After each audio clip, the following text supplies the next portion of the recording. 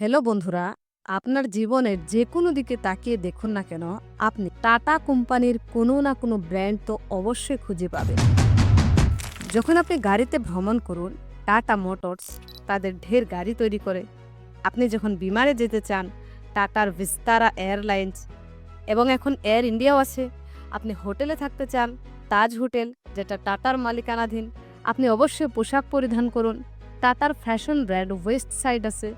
আপনার জুয়েলারি চাহিদা পূরণের জন্য তানিস্ক, এটাও টাটার। আপনি যদি চা পান করেন, টাটা টি। এমনকি আপনার খাবারে যে লবণ যায়, টাটা সল্ট। এর পাশাপাশি টাটা স্টিল, টাটা পাওয়ার, টাটা কনসালটেন্সি সার্ভিসেস। আপনি বিশ্বাস করবেন না বন্ধুরা, টাটা গ্রুপে ১০০টিরও বেশি কোম্পানি রয়েছে। তাই এতে অবাক হওয়ার কিছুই নেই যে আজকের দিনে টাটা ইন্ডিয়ার one of the most famous এবং মোস্ট সাকসেসফুল কোম্পানিগুলোর মধ্যে একটি। কিন্তু আপনি কি জানেন এই কোম্পানিটি রাতারাতি বিশাল হয়ে ওঠেনি? এতে তাদের ২০০ বছর সময় লেগেছে। হ্যাঁ, ঠিকই ধরেছেন আপনি, ২০০ বছর। বন্ধুরা, আজকের ভিডিওতে আমরা জানব ভারতের প্রাচীনতম বিখ্যাত বিজনেস ফ্যামিলির আকর্ষণীয় গল্পটি। কি রহস্য টাটার?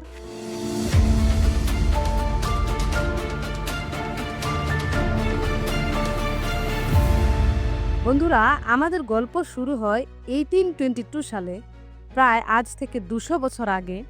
গুজরাতের একটি গ্রামে পার্সি পুরোহিতদের পরিবারে একজন ছেলের জন্ম হয়েছিল, নাসরবানজি টাটা। ছোটবেলা থেকেই তিনি ছিলেন অস্থির টাইপের। সে দারুণ কিছু করতে চেয়েছিল।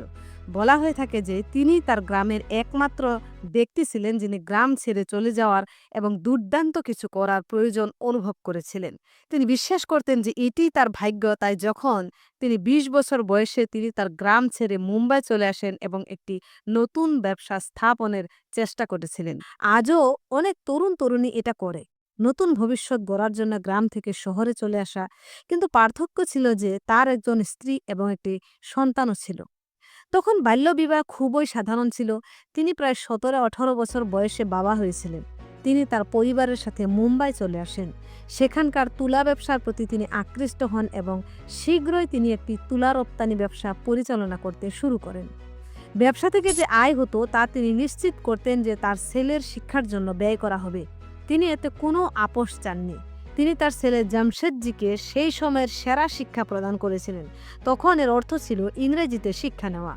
নাসরবানজির তুলা ব্যবসা সত্যি ভালোভাবেই এগিয়েছিল। পরে যখন জামশেদজি প্রাপ্তবয়স্ক হন এবং তার শিক্ষা জীবন শেষ করে, তখন তার বাবা তাকে ব্যবসা সম্প্রসারণের জন্য হংকং পাঠানোর সিদ্ধান্ত নেন। আজকাল এটা খুব সাধারণ মনে হতে পারে, ব্যবসায়ীরা তাদের সন্তানদের ব্যবসা সম্প্রসারণের জন্য বিদেশে পাঠাচ্ছেন। কিন্তু বন্ধুরা, মনে রাখবেন এটি ছিল 1859 সালের। আরও 55 বছর ধরে বিমান ভ্রমণ আবিষ্কার হবে না। তখন জাহাজে ভ্রমণ ছিল দীর্ঘ এবং কষ্টকর। 1859 সালে যখন জামশেদজির বয়স ২০ বছর, তার বাবা তাকে হংকংয়ে একটি অফিস স্থাপনের মিশনে পাঠান। মজার ব্যাপার হলো, জামশেদজিও একা ছিলেন না, তিনি বিবাহিত ছিলেন এবং তার একটি সন্তান ছিল। এটা সহজ সিদ্ধান্ত ছিল না, পরিবারকে উপড়ে ফেলে অন্য দেশে চলে যেতে এবং সেখানে ব্যবসা স্থাপনের চেষ্টা করা। কিন্তু জামশেদজি খুবই উচ্চাকাঙ্ক্ষী ছিলেন। এটি তার অসাধারণ সাফল্যের দিকে নিয়ে যায়। ৬৫ বছরের জীবনে জামশেদজি ৩টি মহাদেশে কাজ করেছিলেন। ভারতে অসংখ্য সুতির মিল শুরু করে তিনি। উপরন্ত তিনি ভারতে প্রথম ইস্পাত কারখানা নির্মাণের ভিত্তি স্থাপন করেন এবং ভারতের প্রথম ৫ তারকা 5 স্টার হোটেল চালু করেন। এটি ছিল ভারতের প্রথম হোটেল যেখানে বিদ্যুৎ ছিল এবং সম্পূর্ণরূপে বিদ্যুতায়িত করা। আপনি কি অনুমান করতে পারছেন এটা কোন হোটেল? ভিডিওটিতে থামুন এবং ২ সেকেন্ড ভাবুন। সঠিক উত্তর হলো মুম্বাইয়ের সেই বিখ্যাত তাজ হোটেল। আজ অবধি এটি ভারতের সবচেয়ে মর্যাদাপূর্ণ হোটেলগুলির মধ্যে একটি। ১৯০৪ সালে যখন জামশেদজি টাটা মারা যান, তিনি এমন একজন উত্তরাধিকার রেখে যান যা এখনও অতুলনীয়। আর আমি এটা কেবল ব্যবসায়িক দৃষ্টিকোণ থেকে বলছি না। আজকাল লাভজনক ব্যবসা গড়ে তোলা বেশ সাধারণ হয়ে উঠেছে। আপনি এমন অনেক ব্যবসা পাবেন যা লাভের জন্য কাজ করে। কিন্তু জামশেদজি নীতি ও নীতিশাস্ত্রের এক অসাধারণ উত্তরাধিকারও স্থাপন করেছিলেন। এটা বোঝার জন্য কিছু উদাহরণ দেওয়া যায়। 1874 সালে জামশেদজি নাগপুরে তার প্রথম তুলাকল কারখানা স্থাপন করেন। তুলা ব্যবসার বাইরে গিয়ে তুলা উৎপাদন ব্যবসা প্রবেশে এটি ছিল তার প্রথম অভিজ্ঞতা। যখন আপনি একটি নতুন ব্যবসা শুরু করবেন, তখন আপনি নতুন নতুন সমস্যার সম্মুখীন হবেন। তিনি দেখলেন যে নাগপুরের এই সুতির কলে কাজ করা শ্রমিকরা খুবই অলস। তারা অনুপস্থিত থাকার কারণ খুঁজে বের করবে। তারা কাজে আসতো না। এই মিলটিতে কর্মরত শ্রমিক ও শ্রমিকদের 100% উপস্থিতি কখনো ঘটেনি। এমন পরিস্থিতিতে একজন উচ্চপদস্থ কর্মকর্তা কি করবেন? অনুপস্থিতির কারণে কর্মীদের চাকরি ছাঁটাইয়ের হুমকি দেওয়া, শ্রমিকদের তিরস্কার করা, কিন্তু তার কাজকর্ম ছিল প্রচলিত রীতির পরিপন্থী। তিনি ধরে নিয়েছিলেন যে শ্রমিকদের অলসতার কোনো না কোনো কারণ থাকতে পারে। যেহেতু তিনি তাদের অনুপ্রাণিত করতে চেয়েছিলেন, তাই তিনি একটি দীর্ঘমেয়াদী মানবিক সমাধান খুঁজতে চেয়েছিলেন। তিনি তাদের জন্য একটি সাধারণ ভবিষ্যনিধি তহবিল গঠন করেন, অবসর গ্রহণের পরেও যাতে এই শ্রমিকরা পেনশন পেতে থাকে তা নিশ্চিত করার জন্য। উপরন্তু তিনি একটি বীমা প্রকল্প শুরু করেছিলেন, যেখানে কোনো শ্রমিক দুর্ঘটনার শিকার হলে দুর্ঘটনার সাথে সম্পর্কিত চিকিৎসার সমস্ত খরচ কোম্পানি বহন করবে। শুধু তাই নয়, তিনি পারিবারিক দিবস, ক্রীড়া দিবস শুরু করেছিলেন, যাতে শ্রমিকরা তাদের পরিবারকে নিয়ে আসতে পারে এবং একে অপরের মধ্যে একটি শক্তিশালী বন্ধন তৈরি করতে পারে, যাতে সম্প্রদায়ের অনুভূতি জাগ্রত হয়।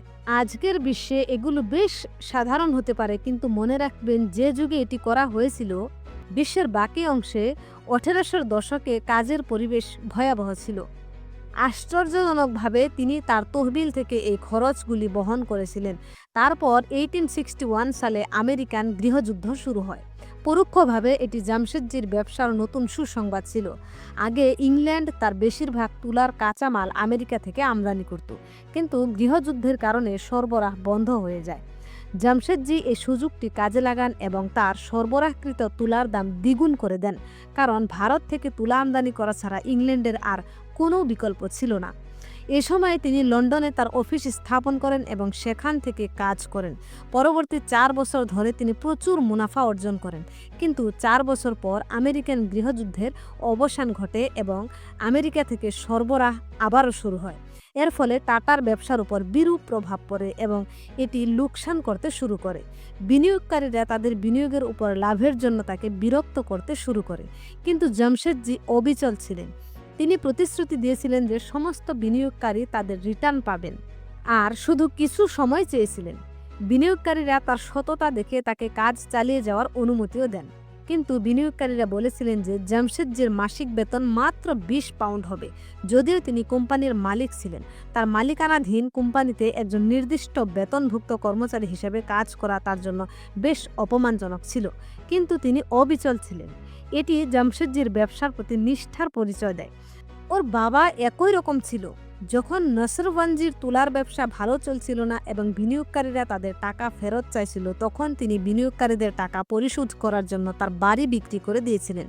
উভয় ক্ষেত্রে সিদ্ধান্তগুলি সফল প্রমাণিত হয়েছে। নসরওয়ানজি এবং জামশেদজি উভয়ই তাদের ব্যবসা এবং তাদের সুনাম রক্ষা করতে পারতেন।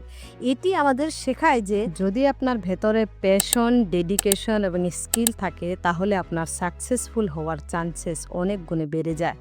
বন্ধুরা, জামশেদজির অনেক স্বপ্ন ছিল যা সেই সময়ের জন্য রেভলিউশনারি ছিল।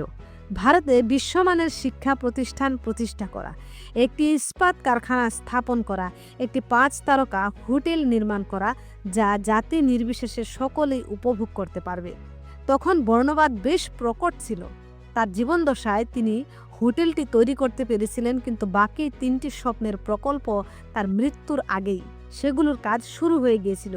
পরে তার ছেলে দুরাবজি টাটা নিশ্চিত করেছিলেন যে তার বাকি স্বপ্নগুলো বাস্তবে পরিণত হবে। 1910 সালের মধ্যে টাটার ইস্পাত কারখানাটি নির্মিত হয়েছিল এবং তারা ইস্পাত উৎপাদন শুরু করেছিলেন। এই সময়ে প্রথম বিশ্বযুদ্ধ শুরু হয়। তখন ব্রিটিশ সাম্রাজ্যের প্রচুর ইস্পাতের প্রয়োজন ছিল, তাই টাটা স্টিল দেশের বৃহত্তম ইস্পাত সরবরাহকারী হয়ে ওঠেন। ব্রিটিশ ট্যাঙ্ক তৈরিতে টাটার ইস্পাত ব্যবহার করা হতো, পাশাপাশি অস্ত্র এবং রেলপথের জন্য। প্রকৃতপক্ষে প্রথম বিশ্বযুদ্ধের সময় একজন ব্রিটিশ রাজনীতিকের একটি বিখ্যাত উক্তি ছিল যে টাটা স্টিল আমাদের বাঁচিয়েছিল, কারণ তাদের ইস্পাতের মান এত ভালো ছিল যে এই ট্যাঙ্কগুলিতে বোমা ফেলা হলেও তারা এই ট্যাঙ্কগুলি ভেদ করতে সক্ষম হয়নি। এরপর টাটা স্টিল নামটি আরও জনপ্রিয়তা লাভ করে। প্রথম বিশ্বযুদ্ধের সমাপ্তির পর টাটা স্টিল গ্রেট ব্রিটেনে খুব শক্তিশালী খ্যাতি অর্জন করেছিল। 1914 সালের মধ্যে টাটা গ্রুপ এত বিশাল হয়ে ওঠে যে এটি 14টি ভিন্ন কোম্পানিকে অন্তর্ভুক্ত করে, কিন্তু এটা ছিল কেবলমাত্র শুরু। 1938 সাল পর্যন্ত দুরাবজি টাটাদের কার্যক্রম তদারকি করতেন। এরপর তার দূরসম্পর্কের চাচাতো ভাই জাহাঙ্গীর রতন টাটা কোম্পানির দায়িত্ব নেন। আমরা তাকে জে.আর.ডি. টাটা নামে চিনি, আরেকজন উৎসাহী যুবক যার বড় স্বপ্ন। জে.আর.ডি. টাটা ফ্রান্সে বড় হয়েছেন, তিনি সেখানে একজন লাইসেন্সপ্রাপ্ত পাইলট ছিলেন। উড়ার প্রতি তার আগ্রহ সর্বজনবিদিত, আর তাই তিনি ভারতের প্রথম বিমান সংস্থা টাটা এয়ারলাইন্স প্রতিষ্ঠা করেন। পরে নামকরণ করা হয় এয়ার ইন্ডিয়া। ভারত 1947 সালে স্বাধীনতা লাভ করে। তখন সমাজতন্ত্র ছিল আদর্শ। আমাদের স্বাধীনতা সংগ্রামীরা যেমন গান্ধীজি, ভগৎ সিং, স্বামী বিবেকানন্দ সকলের সমাজতান্ত্রিক নীতিতে বিশ্বাসী ছিলেন। তাই স্পষ্টতই যখন দেশ স্বাধীনতা অর্জন করে তখন জওহরলাল নেহরুর অর্থনৈতিক নীতিও ছিল সমাজতান্ত্রিক। তিনি দেশের প্রধান ব্যবসা প্রতিষ্ঠান এবং প্রতিষ্ঠানগুলিকে জাতীয়করণের সিদ্ধান্ত নেয়। তারা সরকারের নিয়ন্ত্রণে থাকবে, পরিস্থিতি বিবেচনা করে এটিকে একটি ইতিবাচক সিদ্ধান্ত হিসাবে দেখা হচ্ছে। কিন্তু টাটাদের জন্য এটি ছিল খারাপ খবর। টাটা এয়ারলাইন্সও জাতীয়করণ করা হয়েছিল। এই খবরে জে.আর.ডি. টাটা মর্মাহত হয়েছিলেন। কিন্তু শুরু থেকে টাটার বিশ্বাস করত যে ব্যবসা কেবল লাভের জন্য নয়, এটি জাতি গঠনের জন্য। জাতীয়করণের পর নেহরু সরকার জে.আর.ডি. টাটাকে এয়ার ইন্ডিয়ার নেতৃত্ব দেওয়ার প্রস্তাব দেয়, যা জে.আর.ডি. টাটা সানন্দে গ্রহণ করেন। এই কারণেই 1970 থেকে 80-র দশকে এয়ার ইন্ডিয়াকে বিশ্বের সবচেয়ে মর্যাদাপূর্ণ বিমান সংস্থাগুলির মধ্যে একটি হিসাবে বিবেচনা করা হতো। এছাড়াও জে.আর.ডি. আরও অনেক ক্ষেত্রে ব্যবসা সম্প্রসারণ করেন। 1945 সালে প্রথম টাটা মোটরস পণ্য তৈরি হয়েছিল। রেললাইনে লোকোমোটিভ ইঞ্জিন চালানো হবে। 1968 সালে টাটা কনসালটেন্সি সার্ভিসেস (TCS) প্রতিষ্ঠিত হয়, যা ইলেকট্রনিক ডেটা প্রক্রিয়াকরণ পরিষেবা প্রদান করে। আজ TCS দেশের দ্বিতীয় বৃহত্তম নিয়োগকর্তা। এছাড়াও ক্যান্সার গবেষণা ও চিকিৎসা কেন্দ্র, তাদের লবণ ব্যবসা, ইলেকট্রনিক উৎপাদন। জে.আর.ডি. টাটা 52 বছর ধরে টাটার চেয়ারপারসন ছিলেন। তার আমলে টাটা গ্রুপে 95টি কোম্পানি ছিল। 1969 সালে একচেটিয়া এবং সীমাবদ্ধ বাণিজ্য অনুশীলন আইন পাশ হয়। এই আইনের ফলে টাটা গ্রুপ সবচেয়ে বেশি ক্ষতিগ্রস্ত হয়েছিল। সরকারের লক্ষ্য ছিল যে কোনো কোম্পানি যাতে এত বড় না হয় যে প্রতিটি ক্ষেত্রে একচেটিয়া আধিপত্য তৈরি করে। এই ধরনের নিয়ম পাশ হওয়া সত্ত্বেও জে.আর.ডি. টাটার তত্ত্বাবধানে টাটা গ্রুপের বিকাশ অব্যাহত ছিল। কিভাবে সম্ভব? টাটা গ্রুপের অধীনে ক্রমবর্ধমান সহায়ক সংস্থার সংখ্যার সাথে কোম্পানিগুলিতে টাটা সন্সের মালিকানা হ্রাস করেন। এর ফলে নতুন কোম্পানিগুলোকে একচেটিয়া হিসাবে বিবেচনা করা হতো না। কিন্তু বহু বছর ধরে যখন অন্যরা টাটার ব্যবসা পরিচালনা শুরু করেন, তখন এই পদ্ধতিটি ব্যবসার জন্য ভুল প্রমাণিত হয়। এটি সবসময় সফল হতে পারে না। উদাহরণস্বরূপে, তাদের ইলেকট্রনিক শাখা নেলকো রেডিও তৈরি করত। 1971 সালের মধ্যে নেলকোর বাজার অংশ 2% নেমে আসে, যেখানে একসময় 20% হারে ছিল। যদি আমরা বিশেষভাবে নেলকো সম্পর্কে কথা বলি, তাহলে জামশেদজি টাটার নাতিকে নেলকোকে আবার সঠিক পথে আনার জন্য ডাকা হয়েছিল। তিনি আর কেউ নন, তিনি ছিলেন মিস্টার রতন টাটা। তিনি 1962 সাল থেকে পারিবারিক ব্যবসার কাজ করেছিলেন, কিন্তু 1971 সালে নেলকোতে তাকে নিয়োগ দেওয়া হয়। রতন টাটা রেডিও উৎপাদন বন্ধ করার সিদ্ধান্ত নেন এবং নেলকোকে পুনরুজ্জীবিত করার জন্য নতুন প্রযুক্তিতে বিনিয়োগ করতে চান, যেমন স্যাটেলাইট যোগাযোগ। 3 বছরের মধ্যে ব্যবসাটি ঘুরে দাঁড়ায়। 1975 সালের মধ্যে নেলকোর বাজার অংশীদারিত্ব আবার 20% ফিরে আসে। দুর্ভাগ্যবশত এই সময়ের মধ্যে জরুরি অবস্থা ঘোষণা করা হয়, যার ফলে নেলকোর ব্যবসা আবারও বিরূপ প্রভাব পড়ে। অবশেষে এই কারণে এটি বন্ধ করতে হয়েছিল। কিন্তু আপনি কি জানেন, জামশেদজি টাটা কর্তৃক নাগপুর প্রতিষ্ঠিত তুলা কলটিরও একই রকম গল্প রয়েছে। রতন টাটাকে এটি পুনরুজ্জীবিত করার দায়িত্ব দেওয়া হয়েছিল, কিন্তু এই মিশনটি সামান্য হলেও সফল হতে ব্যর্থ হয়েছিল। কিন্তু এই মুহূর্তে ঊর্ধ্বতন ব্যবস্থাপনা রতন টাটার ক্ষমতার বিষয়টি লক্ষ্য করে ফেলেছিল। এই কারণে 1991 সালে তাকে জে.আর.ডি. টাটার উত্তরসূরি হিসেবে ঘোষণা করা হয় এবং তিনি টাটা গ্রুপের চেয়ারপারসন হন। 1991 সালে ভারতের অর্থমন্ত্রী ডক্টর মনমোহন সিং ভারতের উদারীকরণ ঘোষণা করেছিলেন। বিশ্বের অন্যান্য দেশের জন্য ভারতীয় বাজারের উন্মোচন হঠাৎ করে ভারত সমাজতান্ত্রিক মডেল ছেড়ে পুঁজিবাদী মডেলের দিকে এগিয়ে যেতে শুরু বলা হয়ে থাকে যে এটি ছিল ভারতের অর্থনীতি রক্ষার একমাত্র উপায়। টাটা গ্রুপের দৃষ্টিকোণ থেকে তাদের কর্মকাণ্ডের অগ্রগতি দেখে রতন টাটা জে.আর.ডি. টাটা ঠিক বিপরীত কাজ করার সিদ্ধান্ত নেন। তিনি টাটা গ্রুপের সকল সহায়ক প্রতিষ্ঠানে টাটা সন্সের মালিকানা বাড়াতে শুরু করেন। এটি করা হয়েছিল যাতে টাটা গ্রুপের কোম্পানিগুলো কোনো আন্তর্জাতিক কোম্পানির দখলে না যায়। এই সিদ্ধান্তটি অত্যন্ত সফল প্রমাণিত হয়েছে। এই সময়ে টাটা গ্রুপ কেবল টিকে থাকতে পারেনি, বরং টাটা গ্রুপ বিদেশি কোম্পানিগুলোকে অধিগ্রহণ করতে শুরু করেছে। ইংল্যান্ডের ট্যাটলি টি কোম্পানিটি টাটা গ্রুপ $12 বিলিয়ন অধিগ্রহণ করেন। ইউরোপের ইস্পাত জায়ান্ট কুরাস টাটা গ্রুপ অধিগ্রহণ করেন। 2003 সালের নভেম্বরে রতন টাটা একটি পরিবারকে স্কুটারে ভ্রমণ করতে দেখেছিলেন বলে জানা যায়। 4 জনকে একটি স্কুটারে চাপা দেওয়া হয়েছিল আর বৃষ্টি হচ্ছিল। তারা খুব একটা সামলাচ্ছিল না। 5 বছর পর রতন টাটা ন্যানো গাড়ি চালু করেন। এটি চালু করার সময় তিনি একটি গল্প বলেছিলেন। টাটা গ্রুপ বিশ্বাস করে যে তাদের ব্যবসার মূল দর্শন হলো সামাজিক উন্নয়ন। তারা নিম্ন মধ্যবিত্তদের গাড়ির মালিক হওয়ার সুযোগ দিতে চেয়েছিল। মাত্র 1 লাখ, বিশ্বের সবচেয়ে সস্তা গাড়ি। টাটারা কখনোই ব্র্যান্ডিং কৌশলের উপর খুব বেশি মনোযোগ দেয়নি।